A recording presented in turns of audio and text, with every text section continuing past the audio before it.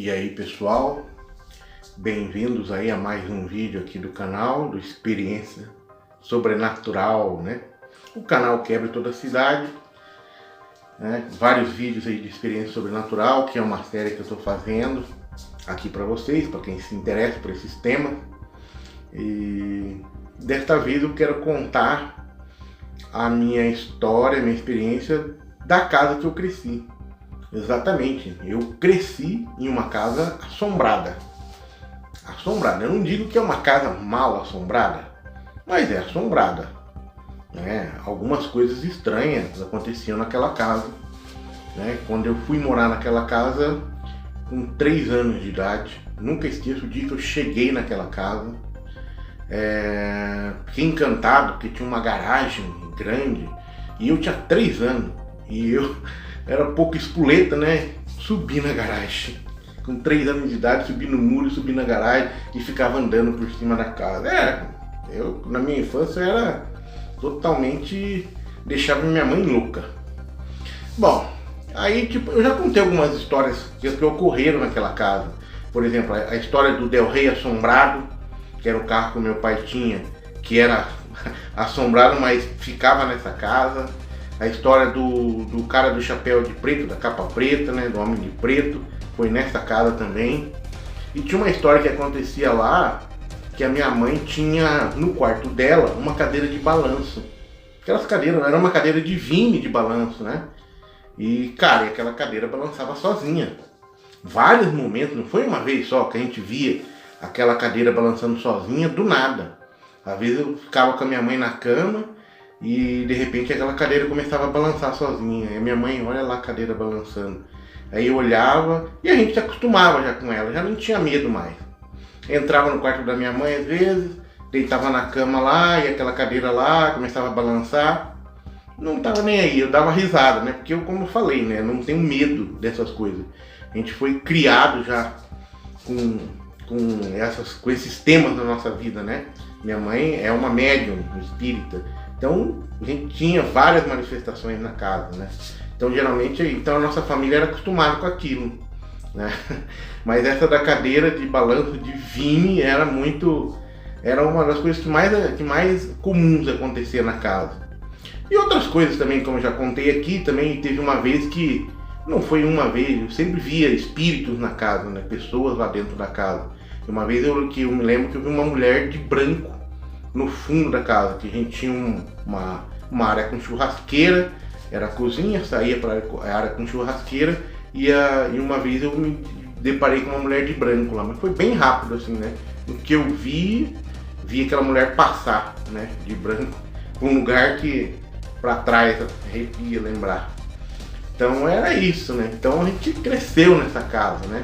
Pra você ter uma ideia, essa casa, o meu pai teve que vender ela em 1999. A gente saiu de lá, a gente saiu muito triste, que apesar de ter essas histórias na casa, a gente não se incomodava com aquilo, né? A gente lidava muito bem com isso, com aquela situação, e não nos incomodava, sinceramente não nos incomodava. Mas foi triste o dia que a gente vendeu aquela casa, meu pai precisou vender, e uma coisa, minha curiosidade, né? Desde que a gente se mudou daquela casa, nós entramos lá em 1973, reformamos aquela casa e fomos embora de lá em 1999. Meu pai vendeu por uma crise financeira que ele teve um baque muito grande financeiro na família e teve que vender a casa, né? Acabou vendendo. Hoje eu não venderia, mas na época a gente não tinha conhecimento, essas coisas de dívida, de banco, nada. Acabou vendendo a casa até para manter o nome, né? Por honra, todas essas coisas, né, que tem, né? Vendeu a casa e até hoje estamos em 2021, essa casa, ninguém consegue morar na casa. Não para ninguém naquela casa. Vai lá, mora um pouco e sai, ninguém fica. Inclusive, a última foto que eu tenho dela foi a minha irmã que tirou, vou colocar aí para vocês verem. Está abandonada praticamente, né? Parece que está abandonada, tudo suja, com folhas, grama, mato alto. Tá fechada a casa, né? Não tá morando ninguém. E é recorrente essa cena nessa casa, né? Às vezes mora alguém, fica pouco tempo e sai. E teve uma ocasião que essa casa funcionou como uma biblioteca da faculdade de Direito, que fica no fundo da casa e o estacionamento fica ao lado. E o meu irmão, curioso para ver a casa, foi lá, né? Depois, eu nem lembro que ano que foi, mas estava curioso. E aí e a moça que cuidava da biblioteca comentou com ele que a casa era estranha, que a casa parecia que era assombrada, não se sentia muito legal lá dentro, e realmente era uma casa diferenciada, né? Como a gente lidava com isso muito bem, a gente não tinha problema. Mas até hoje a casa não para ninguém. Agora, por quê?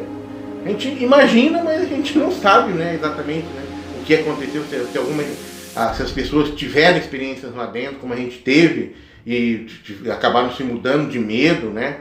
Coisa que a gente não tinha. E é isso, cara. E tem uma extensão dessa história, né? Como se fosse um spin-off agora. Quando a gente estava nessa casa, se eu não me engano foi em 1983 para 84, a gente reformou essa casa. A gente teve que sair da casa, né? E a gente se mudou, morou 8 meses para a reforma da casa em uma outra casa. Na verdade era um fundo de um antigo bar que tinha. Meu pai tinha um supermercado e comprou um outro prédio abaixo, do lado do supermercado dele, que ele alugava o prédio do supermercado na ocasião. E aí comprou um prédio. E a gente foi morar no fundo desse prédio, que tinha uma casa, era uma casa montadinha no fundo, um corredorzinho bem escuro, tá? E no fundo ali tinha uma porta que era a casa, uma casa montadinha, era uma sala, tinham 2 quartos, se eu não me engano, uma cozinhazinha e um banheiro. Era para ficar ali durante 8 meses. E aquele lugar era muito mais assombrado que a casa que a gente morava, cara. Coisa maluca. Era uma coisa estranha, que assim, eu usava muita fita cassete, muita música. Naquela época eu estava com 13 anos, descobrindo o rock and roll, né, o metal, né, tava tudo empolgado. E aí tinha muita fita cassete, né, e elas sumiam, as fitas, sumiam na minha frente. Sabe, quando você tá com a fita aqui do teu lado, de repente você olha, você não acha mais que tinha um Walkman, né? Na época o Walkman, que tocava cassete com fone de ouvido, e não achava a fita. Aí eu procurava, olhava de baixo, daí eu parava, falei, ó, é o seguinte, vamos parar de brincadeira, que eu não tô afim, eu quero a minha fita, por favor me devolve, que eu quero escutar o som, não tô brincando aqui. E por incrível que pareça, ou eu olhava na minha frente, ou do lado, a fita aparecia de volta. A hora que eu olhava de volta, isso não foi uma vez que aconteceu, foram várias vezes. Nessa casa no fundo, quando a gente morava lá enquanto reformava outra. E o curioso que mais pra frente, lá por 1987, 88, o meu pai conseguiu comprar o prédio no plano Collor, né? Ele comprou aquele prédio de cima. Ele transferiu o supermercado pro prédio de baixo, que ele reformou todo, destruiu o prédio que tinha e fez outro praticamente. Cara, e aquele lugar, assim, por incrível que pareça, pouco tempo depois, meu pai acabou fechando o supermercado, teve uma crise financeira muito forte naquele lugar. E após ele ali alugou o prédio para a Igreja Universal na época. E após isso um concorrente que era do meu pai, era um concorrente até meio agressivo, uma coisa meio... Não tinha uma amizade, era meio que não era um inimigo, nós não éramos inimigos dele, mas ele parecia que era inimigo nosso, né? Ao contrário, né? Ele não era nosso inimigo, mas nós éramos inimigos dele, mais ou menos isso. E o cara acabou comprando esse mercado. E hoje, um bom tempo depois que ele comprou, acho que ele comprou em 90, não foi em 99, mas foi em 2000 e alguma coisa, o cara também parece que tá bem mal das pernas, né? Quebrou. Feio o negócio, né? Então, aquele lugar lá é estranho. Realmente era muito assombrado. A minha mãe dizia que via muita coisa lá, sentia muita coisa lá. A gente sentia que a gente era observado. Era um lugar muito pesado, na verdade, né? Por 8 meses que a gente morou ali, muito pesado. E aí a gente retornou. Em 1984 mesmo, para 85, se eu não me engano, foi em agosto de 84. A gente retornou para nossa casa, nova, reformada, tudo, mas continuava do mesmo jeito, com as coisas esquisitas acontecendo lá, como a gente imagina que acontece até hoje, né? Porque ninguém para naquela casa, ninguém, né? Eu já coloquei a foto aí, vocês viram, que é realmente muito estranho, porque que ninguém consegue morar lá. Às vezes a gente até pensa, né? Porque a gente sonha com a casa. Eu, de vez em quando, sonho que tô lá. Meus irmãos também sonham, minha mãe. A gente, foi uma coisa que marcou, né? Eu cresci ali, né? E a gente tinha muito apego naquela casa. Talvez isso também é uma das coisas que possa...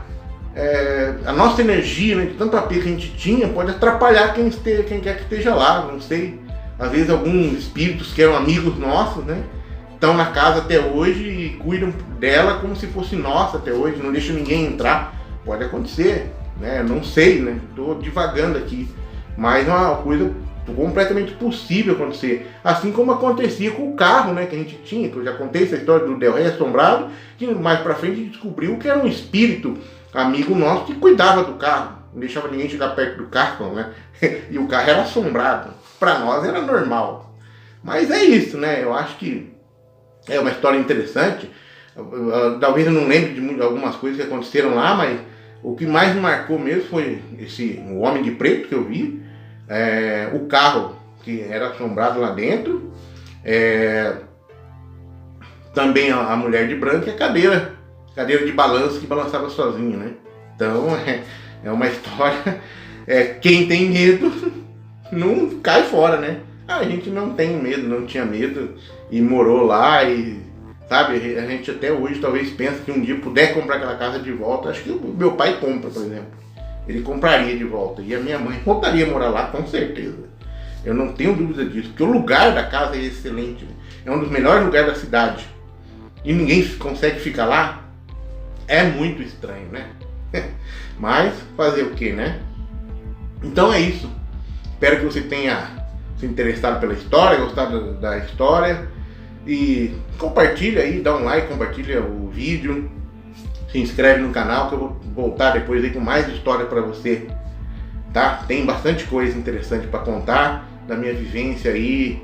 Eu tenho 51 anos e muitas histórias aconteceram na minha vida, nessa histórias sobrenaturais, né? Para mim é normal.